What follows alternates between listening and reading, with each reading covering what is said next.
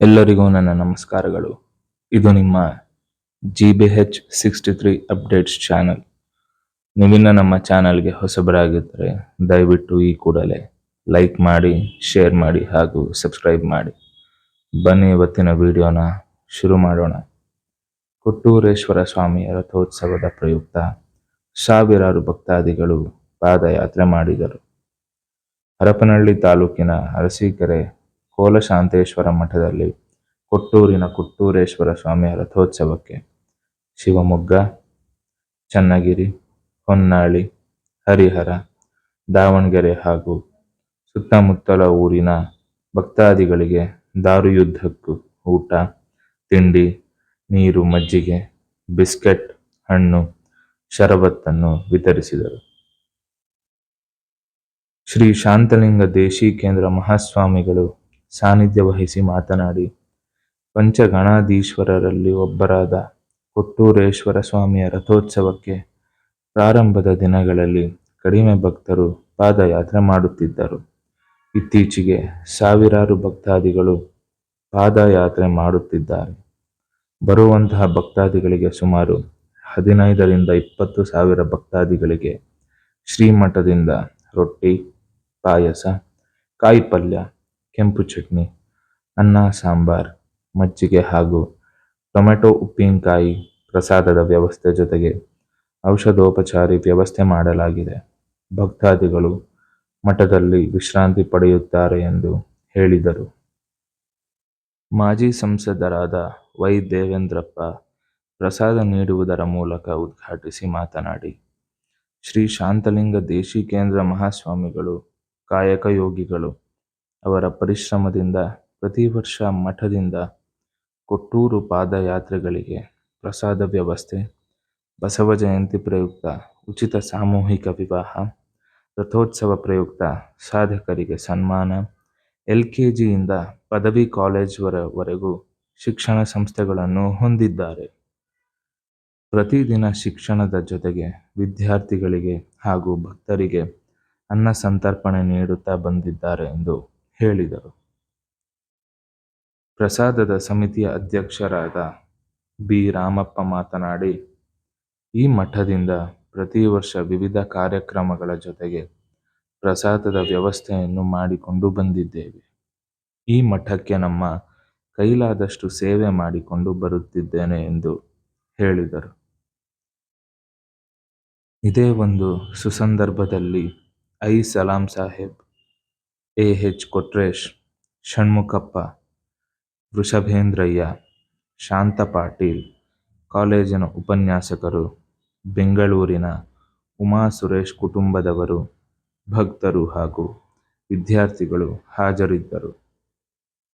ವರದಿ ಮಹೇಶ್, ಹಿರಿಯ ಪತ್ರಕರ್ತರು, ನಿರೂಪಣೆ ನಾಗಸುಮನ್ TD.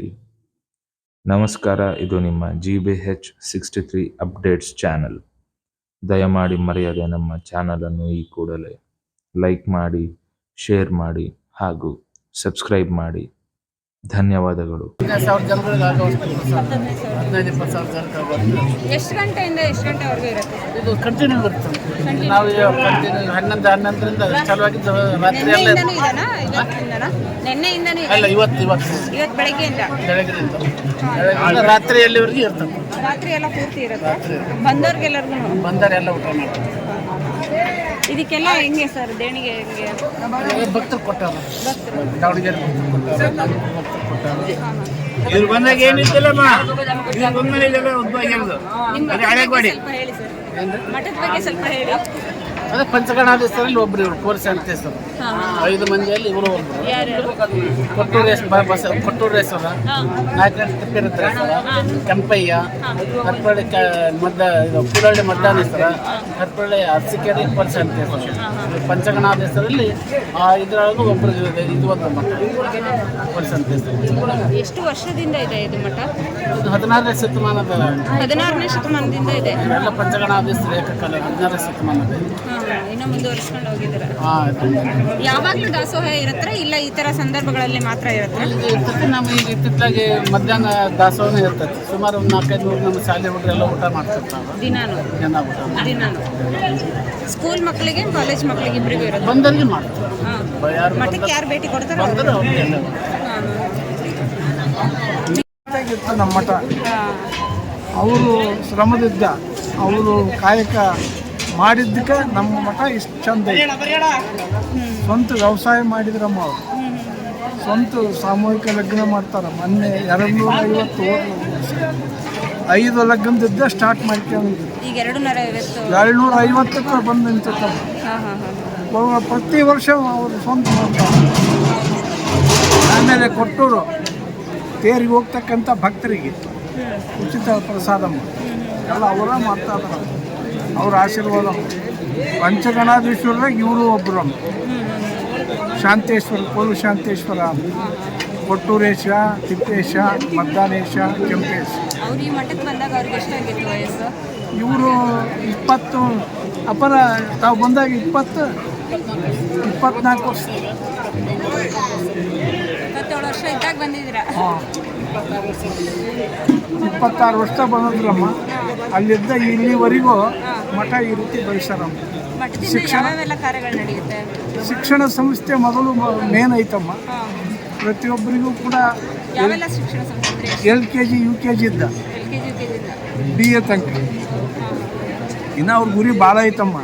ITI ಬಿ ರಾಮಪ್ಪನಾದ ನಾನು ಅರಸೀಕೆರೆ ಕೋಲಶಾಂತೇಶ್ವರ ಮಠದ ಸೇವಕನಾಗಿ ಪ್ರತಿ ಕಾರ್ಯಕ್ರಮದಲ್ಲಿ ಭಾಗವಹಿಸಿ ನನ್ನ ಕೈಲಾದ ಸೇವೆಯನ್ನು ಮಾಡುತ್ತಾ ಬಂದಿರುತ್ತೇನೆ.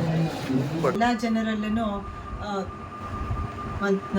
ಐಕ್ಯತೆ ಭಾವ ಹೊಂದಿಸ್ತದೆ, ಮನಸ್ಸನ್ನ ಸೇರಿಸ್ತದೆ. ನಾವು ಅಲ್ಲಿಂದ ಪಾದಯಾತ್ರೆ ಮಾಡ್ಕೊಂಡು ಬರೋದಕ್ಕಿಂತ ಇಲ್ಲಿ ಜನರು ಮನಸ್ಫೂರ್ತಿಯಾಗಿ ಅವರು ಒಂಥರ ಮಾಡೋ ಸೇವೆ, ಅದನ್ನ ಯಾವ ರೀತಿಯಲ್ಲೂ ಅದನ್ನ ಎಕ್ಸ್ಪ್ರೆಸ್ ಮಾಡೋಕ್ಕಾಗಂಗಿಲ್ಲ. ಎಷ್ಟು ಬರೋ ಉದ್ದೇಶ ಏನಮ್ಮ? ಪಾದಯಾತ್ರೆ ಬರೋ ಉದ್ದೇಶ, ಪಾದಯಾತ್ರೆಗೆ ಬರೋ ಉದ್ದೇಶ ಅಂತಂದ್ರೆ ಗುರು ಕೊಟ್ಟೂರೇಶ್ವರ ದೇವ್ರನ್ನ ನೋಡೋದು ಅಂತ ಹೇಳಿ, ಆಶೀರ್ವಾದನ ನೋಡಿ ಆಶೀರ್ವಾದ ತಗೊಳ್ಳೋದೇ ಮೈನ್ ಉದ್ದೇಶ. ಯಾವುದಾದ್ರೂ ಬೇಡಿಕೆ? ನಮ್ಮ ಬೇಡಿಕೆ ಎಲ್ಲ ಈಡೇರ್ತಾನೆ ಇದೆ. ನನ್ನ ಹೆಸರು ಅಶ್ವಿನಿ ಅಂತ, ದಾವಣಗೆರೆಯಿಂದ ಬರ್ತೀವಿ. ನಿನ್ನೆ ಸಾಯಂಕಾಲ ಬಿಟ್ಟಿರೋದು. ನಾವು ಎಲ್ಲ ದೇವರು ನಮ್ಗೆ ಎಲ್ಲ ರೀತಿಯಿಂದನೂ ಆರೋಗ್ಯ ಆಯುಷ್ಯ ಕೊಟ್ಟು ನಾವು ಅನ್ಕೊಂಡಿರೋ ಕಾರ್ಯಗಳನ್ನು ನೆರವೇರಿಸ್ಕೊಟ್ಟಾರ. ಹಂಗಾಗಿ ನಾವು ಶಿವಮೊಗ್ಗದಿಂದ ಬಂದಿರೋದು. ಶಿವಮೊಗ್ಗ ತಾಲೂಕಿನ ಪಕ್ಕದ ಹಳ್ಳಿ ಆರ್ನಹಳ್ಳಿ ಅಂತ. ಬರಕತ್ತಲ್ಲಿ 3 ವರ್ಷ ಆಯ್ತು. ನಾವು ನಮ್ಮ ಮನೆಯವರು ಬರ್ತಾ ಇದ್ದೇವೆ. ಅಂದರೆ ನಾವು ಅಂದ್ಕೊಂಡು ಕೆಲಸ ಎಲ್ಲ ಆಗೈತೆ. ಇನ್ನೊಂದು ಬಾಕಿ ಐತಿ, ಅದು ಮತ್ತೆ ಬರ್ತಾ ಇವಾಗ ನಡ್ಕೊಂತ ಇದ್ದಾವೆ ಇಲ್ಲಿಗೆ.